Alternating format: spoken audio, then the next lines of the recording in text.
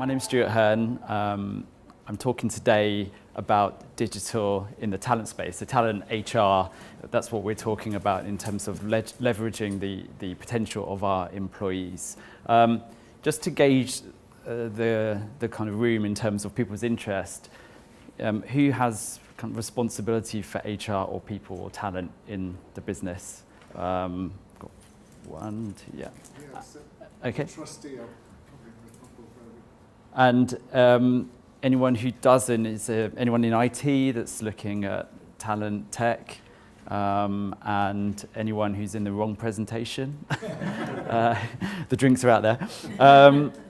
Okay, just to introduce myself, why am I here talking about HR and talent? So I've spent the last 20 years working in HR and technology specifically. So I used to be an HR director at Sony Music.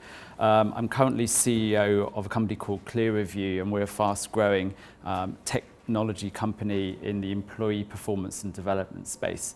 Why are we talking about talent specifically today, and why is it important? Why are we talking about talent? Well, I think organizations for a very long time have been talking about how people are their most valuable asset, but we haven't always been fulfilling that with the actions that we've been carrying out. So that can't continue because, as you can see on the screen there, back in 1997, McKinsey coined this phrase of a war for talent. That was 20 years ago, and 20 years on, the war for talent is stronger than ever. I think what's becoming clear is that organizations are not winning.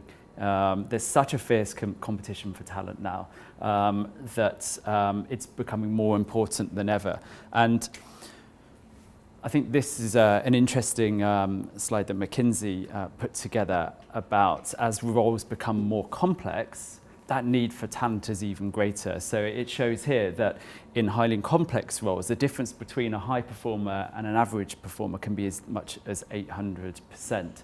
So what we've got is more people looking for the small pool of less skilled staff. So, you know, from a charity perspective, what does that mean? It means that base salaries get pushed up, we're having to compete more than ever. Now, that doesn't mean that there aren't opportunities for us in the non-profit sector. So things like Glassdoor have enabled organizations to compete on a values, on a mission basis, rather than just on pay. And we can also use technology as a weapon in this war for talent as well. And I'm going to be talking about how we do that. In order to understand technology in the HR and talent space, I think it's important to understand how the world of work is changing. So, as you'll have all seen today, there's a rapid explosion in technology. The rate of pace in technology is faster than I've ever seen it in my 20 years career. And what that's led to in the HR space is a change in employee expectations. So at home, in our personal lives, we're using technology all the time. Employees don't expect to come to work and use bad, outdated, clunky manual processes and bad tech. It's a really bad employee experience for them. So their expectations have changed. Things have got faster with technology as well. So if we are thinking about old-fashioned annual processes, these are moving towards more continuous processes. We want things on demand. We don't want to wait 12 months to our annual performance appraisal to get feedback. We want recognition and feedback straight away. Interesting recent research from the USA found that 40% of workers are now non-full-time permanent workers. So the gig economy, contingent workers, has really presented a challenge in how we manage those people. Always-on tools like email and Slack have made this big focus on productivity. So how can we make employees more productive? And then the flip side of that, we've now got a focus to balance that out on well-being, because stress and mental health in the workplace is bigger than ever. So we need to think about how we manage and deal with that. And then I mentioned Glassdoor. So technology like Glassdoor and LinkedIn has made everything more transparent. So it's have more of an emphasis on things like fairness, diversity, and inclusion. So that's the landscape in which we're operating in. So what that's meant for HR is that we have to have a mindset change. I've got a slide here that talks about how we're transitioning from what I called old HR to a new world of HR. So what does that mean? So I mentioned before about annual processes, things like annual objective setting, annual appraisal, annual employee surveys. These are no longer valid in this world of work. We need to do things in a more continuous way. Training, the periodic training programs being replaced with always on-demand micro-learning. If we think about the manual processes that we've been using, these are being automated, and we're now using AI to do some of these things. I'll talk about AI later because it's a big buzzword that I want to kind of uncover. There's a shift in the mentality and the way that HR think about employees, and we're moving from what was traditionally a very parent-child relationship based on rules and policies towards what I would call adult to adult. And I don't know if anyone's ever seen Lucy Adams speak. She used to be the HR director of the BBC. If you haven't seen her, look up some of her videos. She talks about how most HR processes and practices have been developed to deal with the very small percentage of employees who take the mick and underperform. But there's actually only ever a small number of those people. They'll always be there. So we shouldn't build processes around those people. We should build our processes to give a really good employee experience for the vast majority of our employees and then deal with those on an ad hoc basis. HR has been referred to as people management for many years, and we're moving away from that to see HR's role as being a people enabler. So what does that mean? It means creating the environment where people can bring their best selves to work. So that's the culture, ensuring people have the right skills, are motivated in the right way, and HR's remit is even broadening to cover the physical environment as well. So it's a much broader role for HR. And then the last point I wanted to make is this move away from traditional hierarchical management. So previously it was very clear, you had a line manager, you worked in a team. Now we're moving towards more cross-functional teams, or as Amazon call them, the two pizza squads. So that causes issues for cross-functional management. Who's someone's manager? Who do they have their performance review with? Who are they coaching? Who sets their goals? Who sets the agenda? So all of this dynamic is going on that's causing this big rethink in HR. I'd say that over the last couple of years, in my HR career, I've never seen so much that HR people have to think about in this time. And no wonder there's so many conferences going on in the HR space trying to help people understand how to deal with this. Does this apply to the voluntary sector? So my background has been private sector, but my company works with voluntary organisations. Amnesty is one of our customers that we work with, and I thought this was a nice quote that I found. I think it was from The Guardian, where Richard Eastman from Amnesty was saying that the challenges are the same. All the things that affect the private sector affect the voluntary sector in the same way. Okay, so that's the context and background to HR and the work environment we're operating in. What does that mean for technology? Because that's what we're talking about today. This series of clouds was put together by a man called Josh Bursin. He's a very well-known tech analyst in the HR space. Look him up. He's a great writer. And I think he's nicely summarized how HR tech has evolved over the last 20 years. And I think the key takeaway from this, and I'll talk about the different phases, is that what was okay to use as tech 5 years ago, even 10 years ago, or even 3 years ago, is not necessarily right in this new world of work. So we started 20 years ago in the automation phase. We were taking manual processes and putting them online and putting them in databases. Then we moved into what I would call an engagement phase, so trying to get employees engaged with HR tech using things like self-service, LMSs, e-learning. The problem with that is that people didn't engage with them that well. They had a really low adoption rate. And now we're moving into a period of thinking of tech as a productivity tool. And I think this is the exciting time for tech now. It's making technology, helping them employees to solve problems and integrate into their day-to-day work, rather than I stop my work, I do the thing that HR tells me, I go back to work. Just to bring this to life, HR has always had a tendency to be very behind in technology. I can say that because I've worked in it for a long time. So I started my HR career in 1997. I was an HR graduate with United Biscuits, and my first HR role was at the hula hoops factory in Ashbury de la Zouch. Who remembers hula hoops? Still like to eat them off my fingers. Everything in that factory was automated. So we could make the hula hoops, put them in packets, box them up, send them to the warehouse with zero manual intervention, completely automated. Anyone remember choc dips? It's really retro now.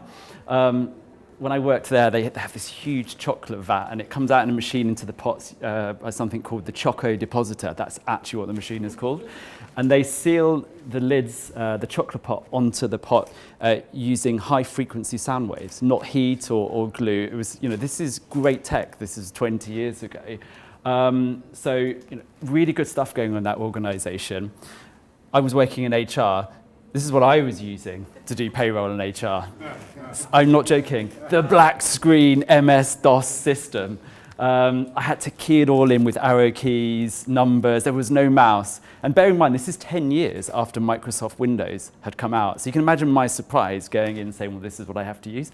I didn't hang around for a huge amount of time. So that's just one illustration of how HR is always seeming to be left behind the kind of tech forefront. Fast forward a few years, I ended up being HR director at Sony Music, as I mentioned earlier on. And the time that I was there, the self-service thing had come into being. So web-based HR apps were coming out. This is an example of one that we used.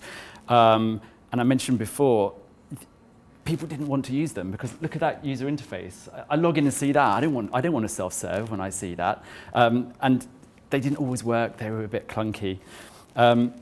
After leaving Sony Music, I spent a few years heading up a performance and talent management consultancy.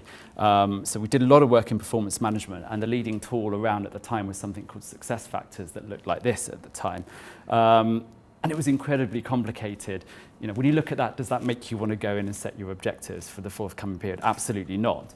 But that's what we were stuck with, and it was so complicated that managers had to go on a day's training course just to work out how to use the thing. We were desperate for something that could be like the apps that were coming into the fore in our personal lives at the time. So Facebook was really popular. Gmail was just starting to really get going as a replacement for Outlook in our personal lives, yet we were stuck with tech like this. And that's what led me to actually found ClearReview. It was this frustration that we need HR technology to be something that people want to use, not something that HR has told them that they have to use, otherwise we won't get adoption. Luckily, things have changed in HR, particularly over the last couple of years, and you can see that the spend in HR tech now is outstripping other departments as things catch up and as the HR function catches up.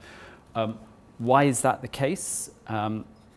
Well, I think there's two factors. One, the advent of the cloud has made tech more affordable. So HR tech, you usually just have to buy it 3 years up front, and now it's cloud-based, you can pay monthly or annually. It's made it more affordable. Secondly, there's just a lot more better HR tech out there. So people have come at this from a more user-oriented focus in the way that Josh Burson was talking about in that slide earlier on. That said, there's still a lot of bad tech out there. So if we're going to build a digital strategy around HR and technology, we have to know what factors to take into account. And there's three that I think are really important that I'd like to talk about. The first one is about behavioral change. So I've talked a lot about this need for employees to want to use some technology. So that's what I mean by behavioral change, getting people to do things in a different, new way because they want to. And how does that actually work? What does that actually involve? Luckily, we've got some psychology that can help us with this. So there's a chap called Dr. B.J. Fogg, who is the director of the Behavioral Design Lab at Stanford University. And he's come up with a really nice model called B equals MAT that helps define user behavior when it comes to technology. What that stands for is behavior equals motivation, ability, and trigger. So what that means is that if we want a behavior to occur with technology, the user has to have the correct motivation, they have to have the ability to carry out that action at that time, and they have to have the correct trigger to make them take that action. So if we think of an app that we all use in our personal lives, Uber, they have completely nailed this. So you come out of a pub, you really want to get home, you've got motivation. In terms of ability, I don't have any money, I don't know the number for the cab, oh, well, Uber's going to take it from my account, it's going to connect me with a cab driver. So that's what I mean by the ability. It's helping me do things in the moment. And in terms of a trigger, I look at my phone, the icon is there. It's just, why would I go anywhere else? They've completely nailed that. So let's look into a couple of those things in more detail. So the motivation, I think, is quite clear. It's that it has to solve a problem for something I want to do. Trigger is a bit more interesting. So there's two types of triggers. We have what we call intrinsic triggers and external ones. So the intrinsic, internal triggers, if we think about using Instagram or Facebook, most people have got into the habit of checking it. They're not checking it because something is telling them. They're checking it because that's what they want to do. That takes time to develop. So if we want people to change their behaviors from an HR perspective at work and use our HR tech, we need to rely on external triggers in the first place. And this is a couple of examples of external triggers from our software. So things like emails, on-screen badges, triggers, notifications to mobiles. Those are the things that we need to rely on at first until habits become formed. I think the ability element of Fogg's model is actually quite interesting because it's not the ability, like the skills I need to carry out an action. It's actually referring to three things. One of it is time. How long does the action take? How many brain cycles are involved in me doing this action? And how much disruption does it cause to my routine? So if I'm doing something, is it going to disrupt me from what I'm doing and I have to go and do something else? So if we want people to take action using technology, we have to get these things right. So I'll give you a really basic example from our line of work. So one of our customers is Greenpeace that we work with, and they have a mandate that all of their apps need to be able to interact using single sign-on with Google, which is the main thing they use for authenticating. So they use it for email and calendar. So what that means is once I'm using my email, once I'm logged in, I can go to any of the other apps, no username, no password, I'm straight in there. So it's removing that extra level of disruption and minimizing the brain cycles involved for me to take an action. We can take this one step further, and something that my organization is working on at the moment. So we work in performance management space, so employee feedback, goal setting. And what we are getting users to do is to try and be able to do that from within the tools in which they work on a day-to-day basis. So one of the main ones is Outlook. People live in Outlook on a day-to-day. If I can set my goals or update my goals in there or give feedback in there, it's going to be one step reduced and even make me even more likely to do it. So for example, I get some feedback saying Sophie's just done something really well. If I can then from that email give some feedback to Sophie and say, hey, I've just heard you've done that really well, rather than having to go to another place, it's even more likely to happen. Okay, so the second factor in terms of consideration for tech is agility. I'm a dog lover. I couldn't do this without having a picture of a dog somewhere in my presentation. What do I mean by agility? So we've talked about the need for things to be more agile, changing more frequently. We've talked about collaboration. So tech needs to support all of those things as well in this new world of work. So if we think about moving from some of these annual processes that I alluded to before, so like training, like performance management, the tech needs to mirror that. So if I am going to be, if I want to update my objectives as I go along, but I can't because the tech says, well, these are 12 months fixed, I'm going to get really frustrated. I'm not going to use that tech. If I want to get feedback from my external colleagues that are not in my team, but the system only allows me to get it from my manager, again, I'm going to find it a system that I'm being told I have to use, not something I want to use. It will just get in the way. The third factor, and the reason I put this third about data and AI, is that a lot of technology focuses a lot of stuff about analytics, but analytics are useless unless you've got people actually using the software. So that adoption and solving people's problems is number one. Once you've got people using software, then you can start to do something useful with the data that you have. At the most simple level, we can use data to know who isn't and isn't doing something. So if we're trying to get a change, like getting people to take a new kind of training or new learning, we know who's doing it, who isn't. We can't do that without tech. But where it gets a bit more exciting and interesting is being able to analyze qualitative data. And there's a lot of magic in all the qualitative data that we're collecting, but that humans can't simply read. And I think this is where AI becomes really useful. We hear the term AI a lot. What does it mean? I think one of the most valuable things is what we call neuro-linguistic NLP. So it's basically getting a computer to be able to read things that I don't have time or take me long to read, too long to read as a human. So in our system, we've got hundreds and thousands of bits of feedback. No human can read all of those, but a computer can tell you the key themes from that in a way that a human can't. If we think of other high volume, high manual tasks like recruitment, it's very tiring and time consuming for a human to look through CVs. A computer can do it in seconds and help you to make some more valuable insights. I think there's a lot of hype about AI, and when I speak to people in HR, there's a lot of fear and confusion about this. What should I be doing? Should I be having a chatbot that coaches people? I saw a really interesting presentation the other day from an HR AI expert, and he said that 70% of AI right now can't do the things that the people are claiming that it can do. So I think we just need to draw back a bit and say, yes, AI is exciting. We don't have to be scared about it. If we think about what we can do with it, we should think of it at this stage as solving high volume manual problems, and then we can't go too far wrong. Down the line, we might want it to do more things, but I think one of the key things to bear in mind is that AI is good for certain things. It doesn't do emotional intelligence well. So much as a bot might be able to coach you, arguably better than your manager, would you want to have a one-to-one with a bot and be told, is it going to motivate you to say, well done on achieving this if a bot tells you that, or is it better to come from a human? So these are all things. Just because AI can do something, it doesn't mean we should get it to do something. Okay, so we've seen we've talked a bit about the evolution in HR, in the workplace, in technology. Just checking on the time that we have. Where do we start? Now, you're going to say that I'm biased here, but I think one of the best places that we can start if we're trying to evolve HR and technology is this place.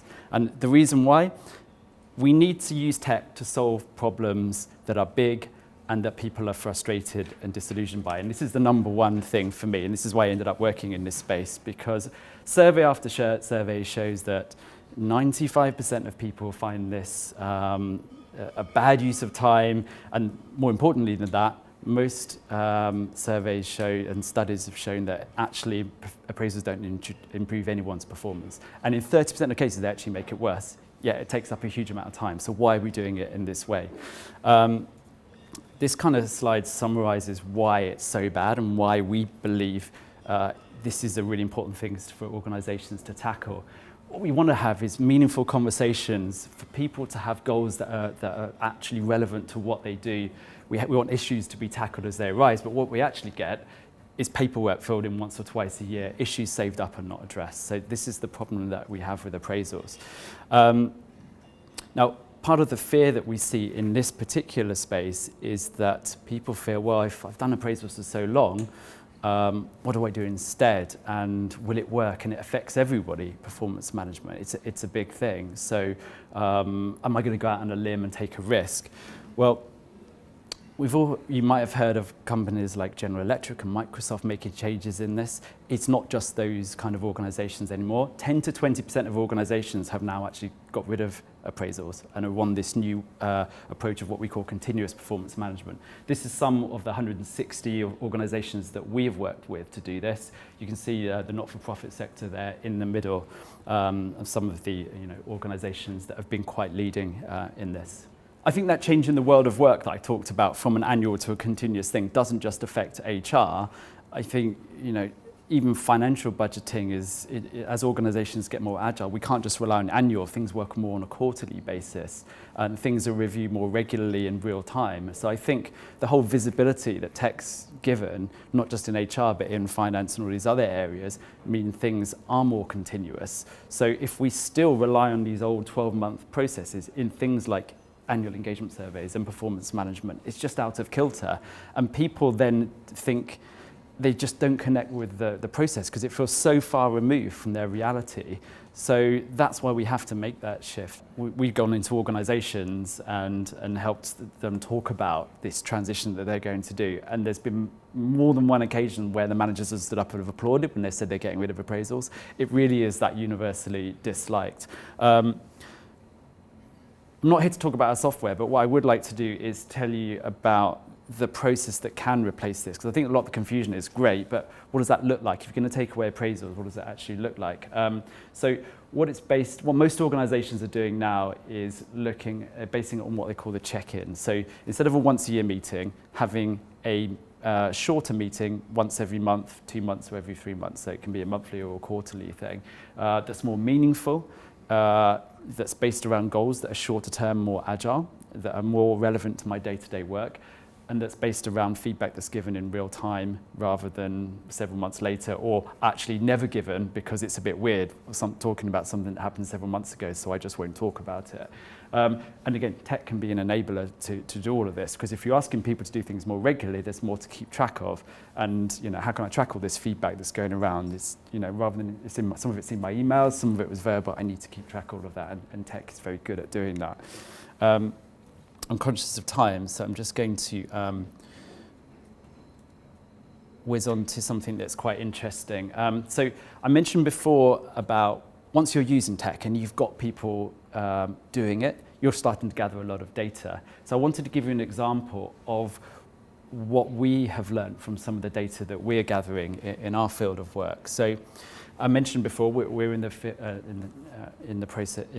field of what we call continuous performance management. So it's based around conversations. And what we found is that once we get people to have that first conversation in clear review, what we find then is that they are 33% more likely to exhibit a feedback mindset behavior. So HR people want people to be having more feedback, because we know all the studies say that the more feedback I have, the better I perform.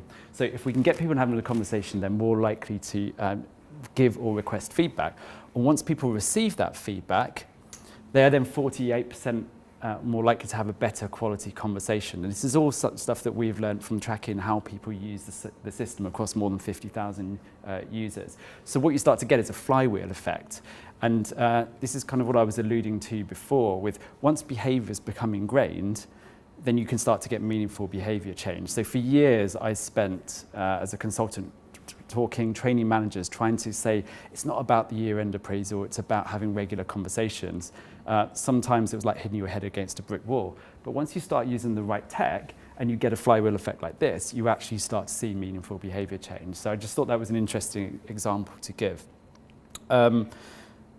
So we've talked about a lot today. There's a lot of change, and sometimes it can feel overwhelming. The speed of pace of technology is very fast. So if I'm going to leave you with one thing to remember from everything I've spoken about, it's this: simplicity. So one of the biggest mistakes I've seen over my whole career is people making things too complex. And HR are really good at that. And I'll put my hand up. I worked as a consultant for years and developed really complicated competency frameworks and values frameworks. What we've learned is to get real engagement in HR, and particularly within tech, it has to be as simple. If we can engage people in something that solves their problems in a really simple way, that's how we get meaningful behavioral change. And if we think about some of the most successful apps that we're using in the workplace now, like Slack, like Trello, these are not complicated apps. They do very simple things, but they've solved some genuine problems. So keep things simple, and as Steve Jobs once said, that might sound easy, but actually making things simple is actually harder than making things complex. Really easy to make things complex. And we spend more time at work talking about how we can make things simple than we talk about complex things. But if you get there, you can actually move mountains. You can do great things. So that's the thing I'd like to leave you with. All right, thank you.